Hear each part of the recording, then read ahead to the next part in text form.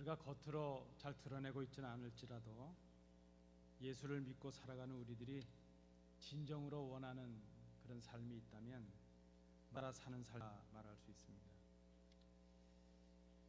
우리는 말씀을 깨닫고 그 말씀에 순종함으로 하나님을 기쁘시게 하는 삶을 살아가기를 소망하는 그런 사람들입니다. 우리는 때로 말씀을 들을 때 전에 경험하지 못했던 그런 기쁨을 맛볼 때도 있고, 또 말씀을 통해서 도전을 받을 때도 있고, 때로는 말씀을 통해서 새로운 용기와 기대를 가지게 될 때도 있습니다.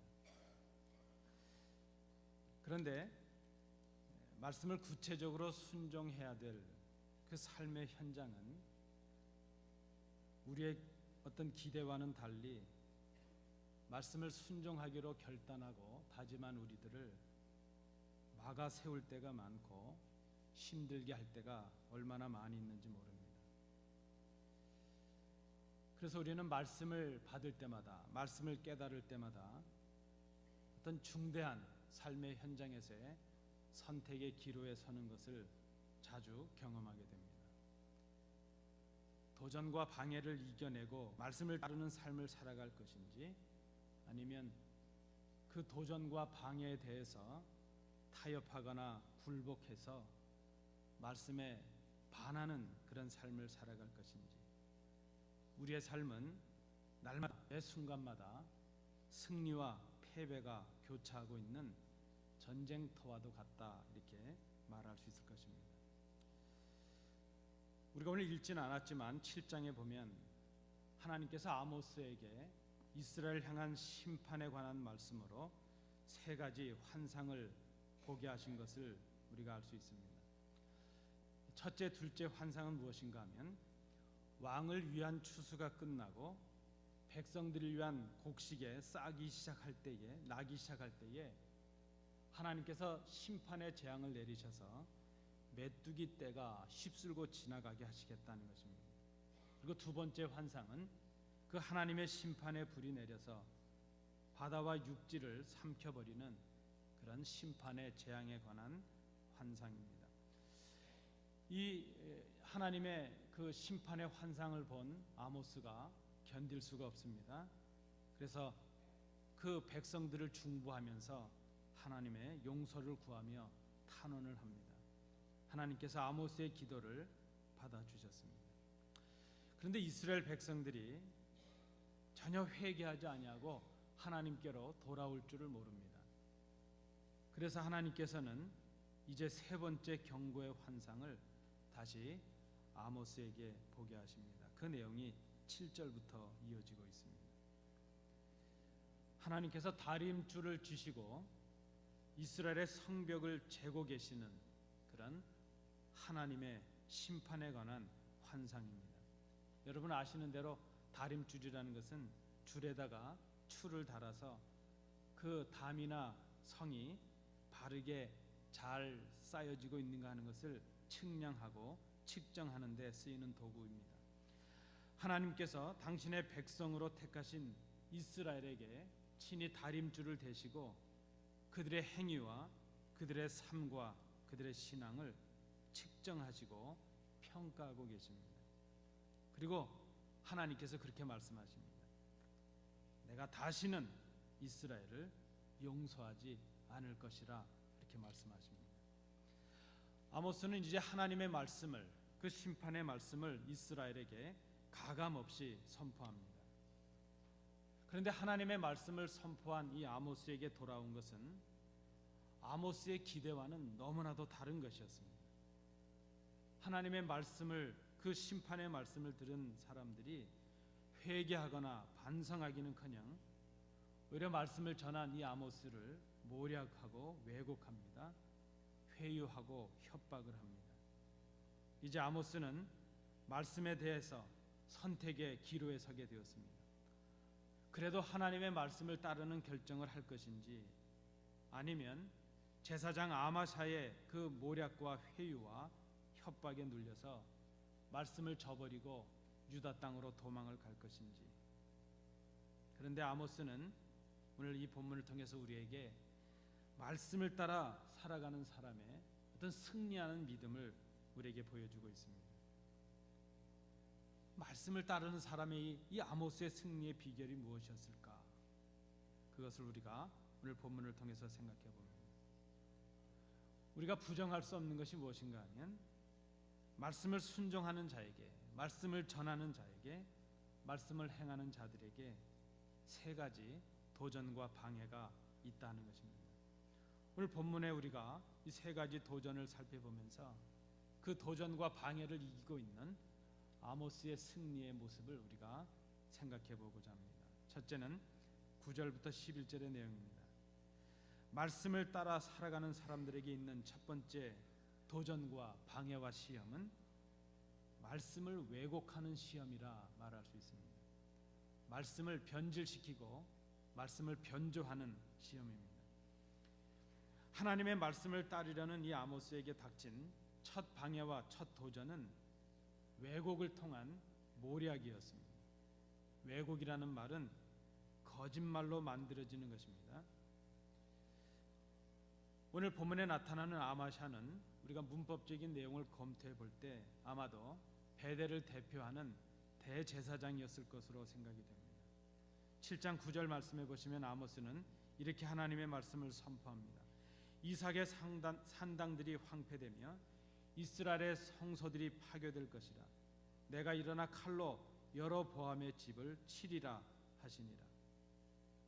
하나님께서 다림줄로 이스라엘을 측량하신 결과 이제 이스라엘은 마치 부실 건축물처럼 온갖 죄로 가득 차서 이제 하나님의 심판을 받아서 다시 무너뜨릴 수밖에 없는 그런 성벽과도 같았다는 것입니다. 하나님께서 측정하신 것은 타락한 그들의 신앙과 곧 그들의 산당과 성소였고 부패한 왕조를 대표하는 여로보암의 집이었다는 것입니다. 산당이 우상을 섬기는 어떤 혼합 종교의 우상 숭배의 온상이 되고 말았습니다. 하나님께 제사하기 위해서 세워진 베델이라는 성소도 우상을 섬기는 일로 이제는 웃음거리가 되고 말았습니다. 이삭의 산당이라는 표현의 의미를 어떤 분이 이렇게 해석합니다. 이삭이라는 의미가 웃는다 하는 뜻이 있죠.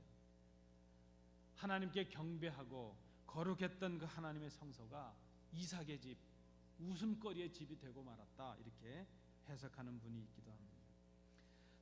산당과 성소가 파괴된다는 것은 그 왕조가 몰락한다는 것이고, 여로보암의 집의 멸망이라는 것은 오늘 본문에 나타나는 여로보암 2세라는 그 왕의 개인의 집, 개인의 멸망을 말하는 것이 아니라 이스라엘의 왕조의 멸망을 말하는 것이고 곧 이스라엘의 멸망을 의미하는 것이라 말할 수 있습니다. 그런데 여러분, 이 아마샤라는 사람이 아모스가 선언한 이 하나님의 말씀을 교묘하게 왜곡을 시킵니다. 그리고 아마샤는 이 아모스를 왕에 대해서 반역을 꾀하는, 소위 말하는 쿠데타를 꾀하는, 모반을 꾀하는 그런 사람으로 왕에게 고발을 합니다. 그리고 아모스가 전한 하나님의 말씀을 거짓말로 왜곡을 합니다. 이스라엘 족속 중에 아모스가 왕을 모반하나니 그 모든 말을 이 땅이 견딜 수 없나이다. 아모스가 말하기를 여로보암은 칼에 죽겠고 이스라엘은 반드시 사로잡혀 그 땅에서 떠나겠다 하나이다. 여러분, 우리가 본문을 한번 잘 보셔야 됩니다. 아모스는 하나님께서 하나님의 칼로 여로보암의 집을 치신다고 말씀했지만 아마샤는 여로보암이 칼에 죽을 것이라 그렇게 말합니다. 아모스의 말은 여로보암이 칼에 죽는다는 것을 말한 것이 아닙니다. 실제로 이 여로보암 2세는 자기의 생을 다 마치고 열조와 함께 죽었습니다. 천수를 다 하고 죽었습니다. 지금 이 아마샤가 하고 있는 더 결정적인 왜곡과 변조는 아모스는 이 말씀을 선포하면서 여호와께서 내게 이르시되 이 말씀이 하나님의 말씀이라는 것을 밝히고 있습니다. 그런데 이 아마샤는 이렇게 말을 바꿉니다. 11절에 보시면 아모스가 말하기를 이렇게 말을 바꾸고 있습니다. 지금 이 아마샤의 마음속에는 그런 생각입니다. 하나님의 말씀이라는 것을 빙자해서 예언자의 자격도 안 되는 저 시골 촌사람, 농부에 불과한 한 사람이 그저 자기의 생각으로 지금 백성들을 미혹하고 말하고 있습니다. 하나님의 말씀을 그저 한 사람의 생각으로, 한 사람의 의견으로 왜곡하고 변질시키고 있는 아마샤의 모습을 봅니다. 하나님께서 이스라엘에게 주신 심판의 경고의 말씀을 보잘것없는 아모스라는 저 한 사람의 말도 안 되는 소리다, 그렇게 지금 변질시키고 있다는 것입니다. 하나님께서 이 에덴 동산을 창조하시고 아담에게 명령하셨습니다. 동산 각종 나무의 열매는 내가 임의대로 다 먹되 선악을 알게 하는 나무의 열매는 먹지 말라. 내가 먹는 날에는 반드시 죽으리라. 그런데 간교한 뱀이 하와를 이렇게 미혹합니다. 하나님이 참으로 너에게 동산 모든 나무의 열매를 먹지 말라 하셨냐? 그 말을 들은 하와가 흔들립니다. 흔들리는 하와가 하나님의 이름을 들먹이며 말씀을 왜곡하고 변조하고 있습니다. 창세기 3장 2절 3절 말씀에 보시면 동산 나무의 실과는 우리가 먹을 수 있으나 동산 중앙에 있는 나무의 열매는 하나님의 말씀에 너희는 먹지도 말고 만지지도 말라 너희가 죽을까 하노라. 언제 하나님이 만지지도 말라 그러셨습니까? 언제 하나님께서 죽을지도 몰라 그러셨습니까? 너희가 반드시 죽을 것이라 하나님의 말씀을 왜곡했습니다. 결국 이 흔들리고 있는 말씀에 흔들린 이 하와를 뱀이 이렇게 미혹을 합니다.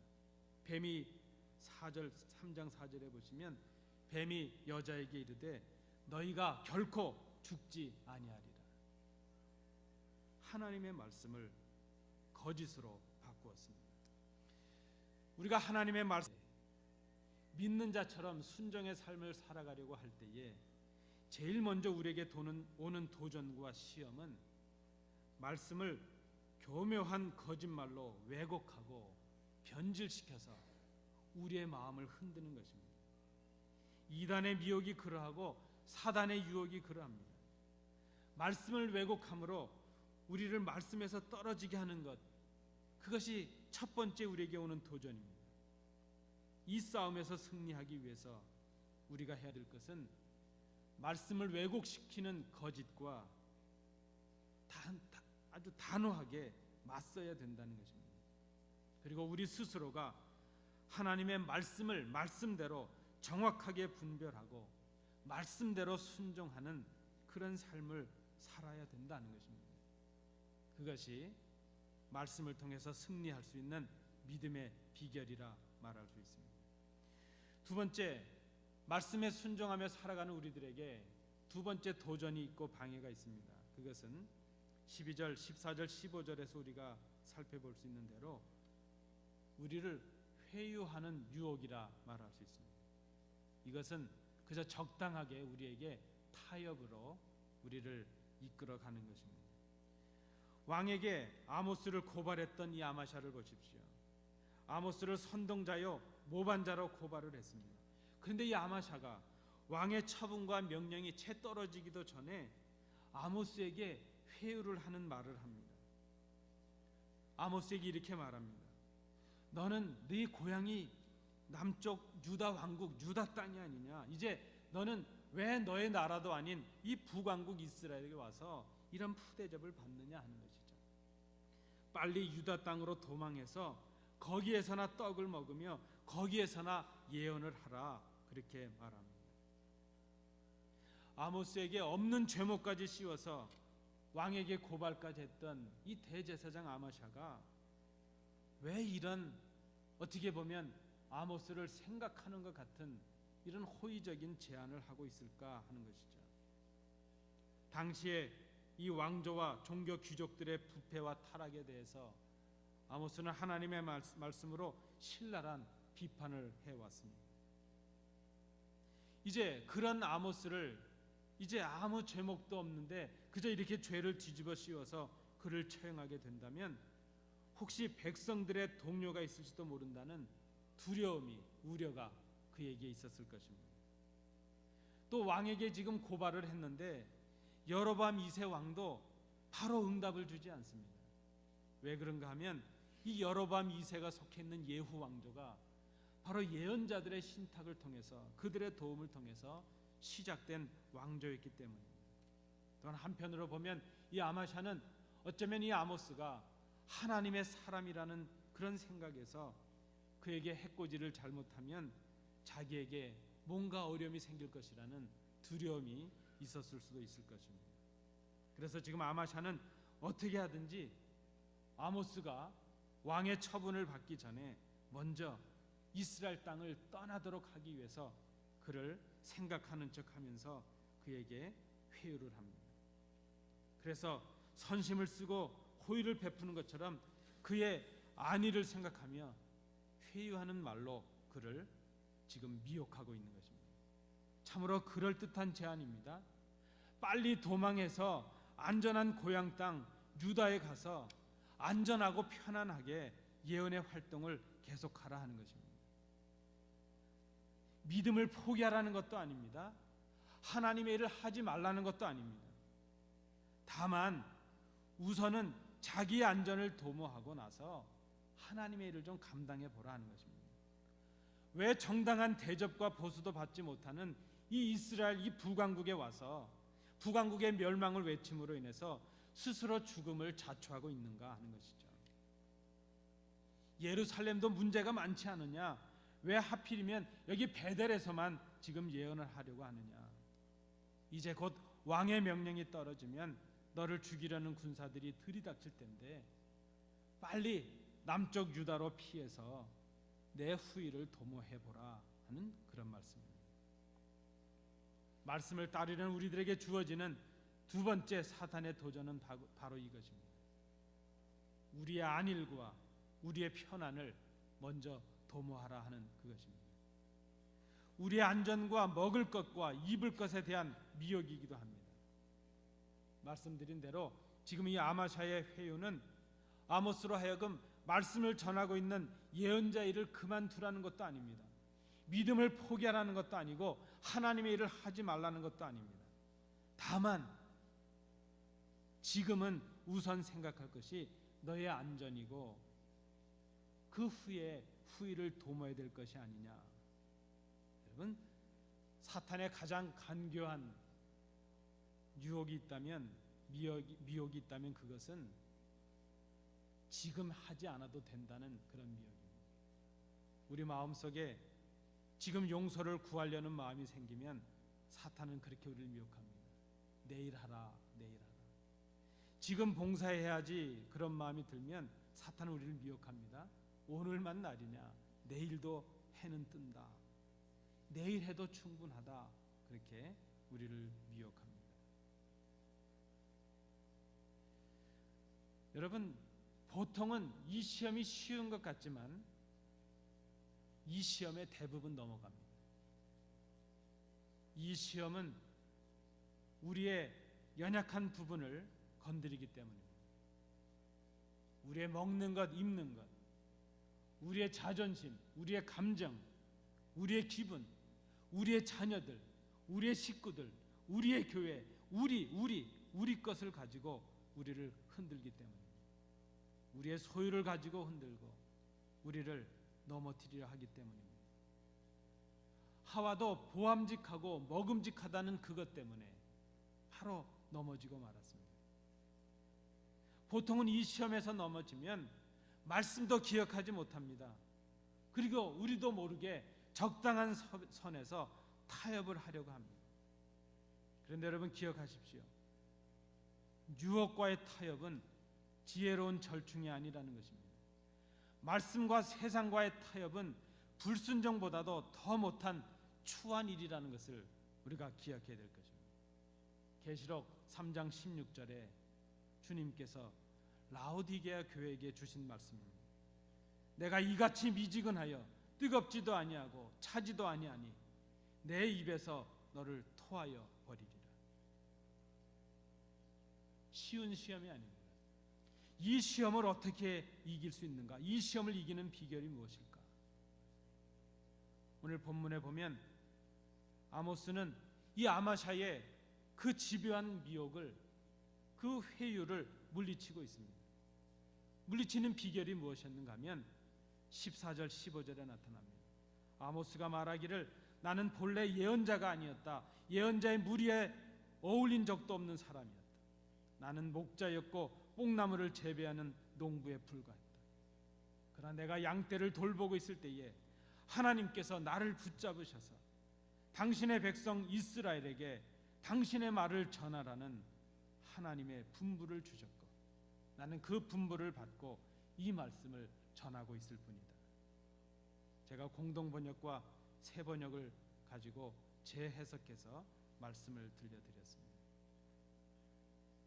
아모스는 그 미혹을 받을 때에 내가 누구인지, 내가 지금 왜 이스라엘에 서 있는지, 나에게 주신 사명이 무엇인지 그것을 그가 생각을 했다는 것입니다. 자기의 육신적인 안일과 목숨의 위태로움을 생각하기 전에 자기를 부르신 하나님을 생각했고 자기에게 맡기신 하나님께서 주신 그 사명을 먼저 생각했다는 것입니다. 여러분, 이 회유의 미혹을 물리칠 수 있는 비결은 내가 누구인가를 하나님 앞에서 생각하는 것이고 그리고 나에게 주신 사명이 무엇인가 하는 것을 우리가 잘 생각해 보는 것입니다. 아모스는 하나님을 생각했습니다. 자신을 세우신 하나님, 자신에게 그 말씀의 사명을 주신 하나님을 그는 기억을 했습니다.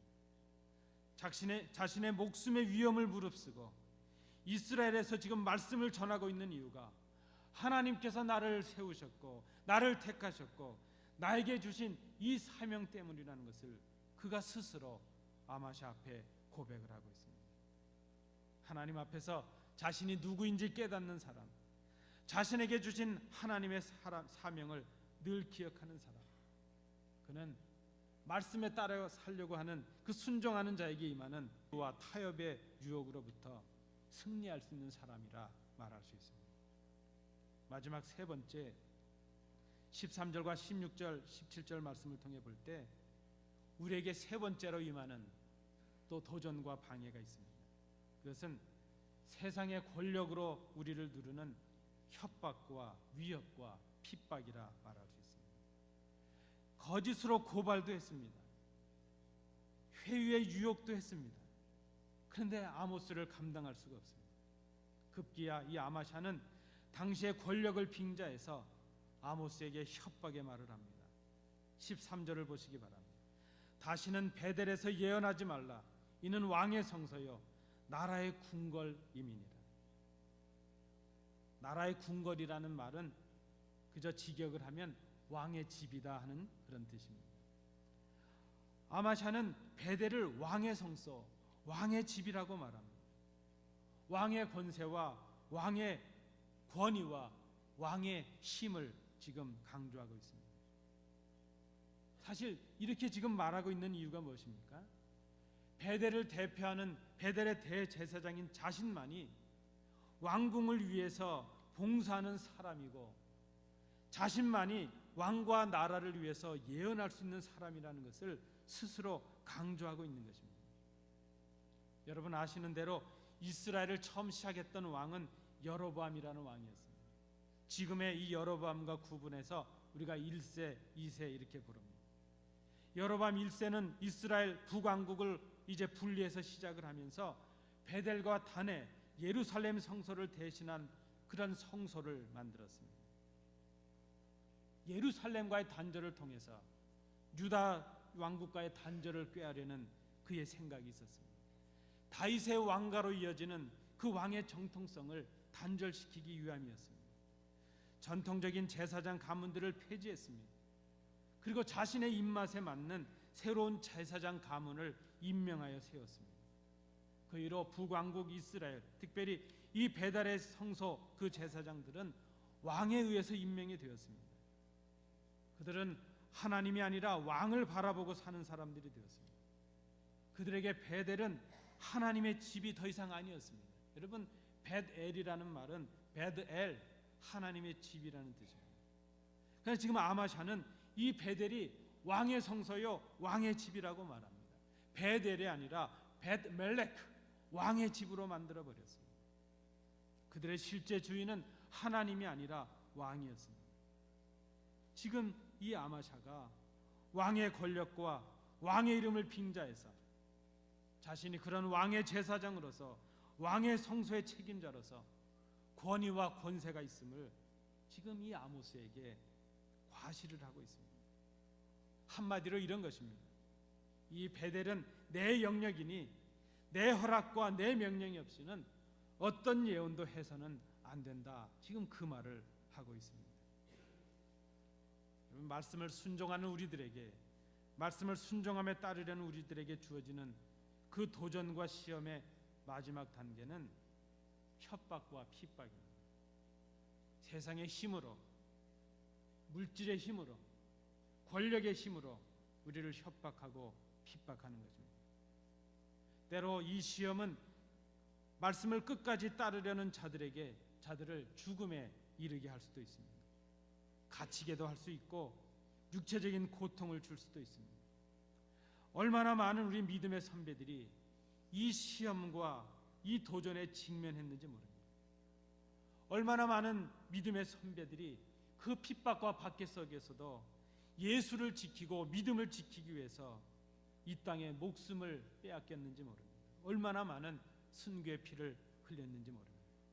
그러나 반면에 얼마나 많은 사람들이 이 시험에 걸려서 믿음을 포기하고 예수를 저주하고 말씀을 거역하는 길에 섰는지 또 알 수도 없습니다. 이 시험과 이 도전을 이기는 비결은 세상의 그 어떤 권력과 권세보다도 더 능하고 높으신 하나님의 권위와 능력을 인정하는 일이라 말할 수 있습니다. 오늘 본문을 잘 보십시오. 특별히 13절, 16절, 17절 말씀입니다. 아마샤는 왕의 권위를 들먹이며 아모스를 협박하고 있습니다. 그러나 정작 그 아모스는 자신을 택하시고 자신에게 말씀을 맡기신 여호와의 권위를 생각하고 있습니다. 아모스는 아마샤의 협박과 위협에도 굴하지 않습니다. 왕의 권위도 하나님께 속한 것임을 그가 믿고 있습니다. 하나님은 반드시 악인들을 심판하시고 의인들을 구원하시는 능력의 하나님이신 것을 이 아모스가 믿고 있었기 때문입니다. 왕의 권력을 의지해서 하나님의 권위와 능력을 무시한 아마샤에게 아모스는 하나님의 권위로 하나님의 심판을 선고합니다. 이는 하나님의 말씀을 무시한 이스라엘의 왕조와 제사장들과 이스라엘 전체에게 주시는 하나님의 심판의 말씀이었습니다. 아마샤는 타국에 잡혀가서 죽게 될 것이고 그의 아내는 적의 병사들에게 부끄러운 일을 당하게 될 것이고 그의 자녀들은 무참하게 살해가 되고 그가 왕에게 빌부터 얻었던 그 모든 땅들은 다 다른 사람의 소유가 될 것이라는 그런 말씀이었습니다. 이스라엘의 멸망이 바로 이렇게 임한다는 하나님의 심판의 말씀이었습니다. 서머나의 감독 폴리갑은 여러분 아시는 대로 사도 요한의 제자로 알려져 있습니다. 이 폴리갑이 예수를 믿는다는 것 때문에 황제에게 절하지 않는다는 것 때문에 장작 더미 위에 벌게 벗겨진 채로 서 있게 되었습니다. 총독이 그를 회유합니다. 지금이라도 예수를 부인하고 황제에게 충성을 맹세하면 내 목숨은 살려줄 것이다. 총독의 말에 폴리갑이 그렇게 대답을 합니다. 나는 지난 86년 동안 예수님을 섬겨왔고 지금까지 주님은 한 번도 나를 버리신 적이 없으셨다. 내가 어떻게 그런 주님을 모른다고 말하며 나를 구원하신 주님을 욕되게 하겠는가? 말씀의 왜곡의 도전도, 회유와 미혹의 도전도, 협박과 핍박의 도전도, 그 모든 도전과 방해를 이기는 비결은 말씀에 대한 믿음과 신뢰뿐입니다. 그 말씀에 대한 신뢰와 믿음은 바로 주님에 대한 사랑에서 옵니다. 말씀에 대한 신뢰와 믿음은 바로 주님에 대한 사랑에서 옵니다. 로마서 8장 35절, 38절, 39절을 여러분 기억하십시오. 누가 우리를 그리스도의 사랑에서 끊으리요? 환난이나 곤고나 박해나 기근이나 적신이나 위험이나 칼이랴. 내가 확신하노니 사명이나 생명이나 천사들이나 권세자들이나 현재일이나 장래일이나 능력이나 높음이나 기쁨이나 다른 어떤 피조물이라도 우리를 우리 주 그리스도 예수 안에 있는 하나님의 사랑에서 끊을 수 없으리라. 여러분, 사랑하면 그 말씀을 지킬 수 있습니다. 우리는 주님을 사랑하기를 소망합니다. 주님을 사랑하기에 우리는 주님의 말씀을 지키고 순종하기를 소망합니다. 우리는 하나님의 말씀을 따라 하나님께 영광을 돌리는 그런 삶을 살아가기를 소망하고 있습니다. 그런데 그런 우리들에게 도전이 있고 방해가 있습니다. 오늘 아모스는 우리에게 그런 도전에서 믿음으로 승리하는 비결을 가르쳐주고 있습니다. 말씀의 왜곡과 말씀의 변조와 그런 도전에 대해서 말씀을 말씀대로 순종하는 일입니다. 좀 투박할지라도 그저 말씀대로 순종하는 것입니다. 이를 위해서 우리는 말씀을 배우고 분별하는 지혜로운 성도들이 되기에 힘써야 될 것입니다. 먹는 것, 입는 것, 편안해지는 것, 안전해지는 것, 우리가 좀 더 유익해지는 것, 그것을 빌미로 세상과의 타협을 요구하는 미혹이 우리에게 날마다 다가오고 있습니다. 우리는 이 미혹에 대해서도 말씀으로 물리쳐야 될 것입니다. 이를 위해서 우리는 하나님의 나라와 의를 먼저 구하는 자들에게 우리의 필요한 모든 것을 더하시는 그런 주님이심을, 그런 하나님이심을 우리가 믿어야 될 것입니다. 그리고 마지막으로 우리의 육신을 얽어매고 세상의 권력과 힘으로 우리를 핍박하고 박해하는 그런 도전들이 우리에게 임할 수가 있습니다.